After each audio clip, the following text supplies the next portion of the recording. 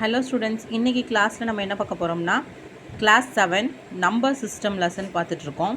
So அதில் integer addition இது புக்கில் இருக்காது.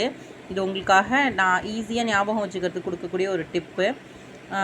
If 2 numbers are positive, add the numbers and put positive sign. அதாவது இப்போது நம்ம ஒரு 2 இன்டீஜர் நம்பர் ஆட் பண்ணுறோம் அப்படின்னா அந்த 2 நம்பரும் பாசிட்டிவாக இருக்குது அப்படின்னா, ரெண்டுமே ப்ளஸ் சைனுக்குரிய நம்பராக இருக்குது அப்படின்னா என்ன பண்ணணும்னா அந்த 2 நம்பரையும் நம்ம ஆட் பண்ணணும். ஆட் பண்ணிவிட்டு ப்ளஸ் சைன் போடணும். ஸோ செகண்ட் ஒன் என்ன பார்த்தோம்னா, if 2 numbers are negative, add the 2 numbers and put negative sign. அதாவது இப்போது 2 இன்டீஜர் இருக்குது, 2 இன்டீஜரும் நெகட்டிவ் நம்பராக இருக்குது அப்படின்னா என்ன பண்ணோன்னா அந்த 2 நம்பரையும் ஆட் பண்ணி அதுக்கான நெகட்டிவ் சைன் மைனஸ் சைனை நம்ம போட்டுடணும்.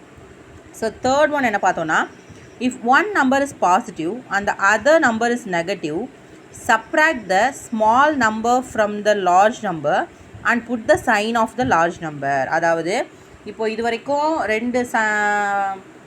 ரெண்டு நம்பருக்குமே சைன் சேமாக இருந்துச்சுன்னா நம்ம ஆட் பண்ணிவிட்டு என்ன சைன் இருக்கோ அது போட்டால் போதும் அப்படின்னு தான் பார்த்தோம்.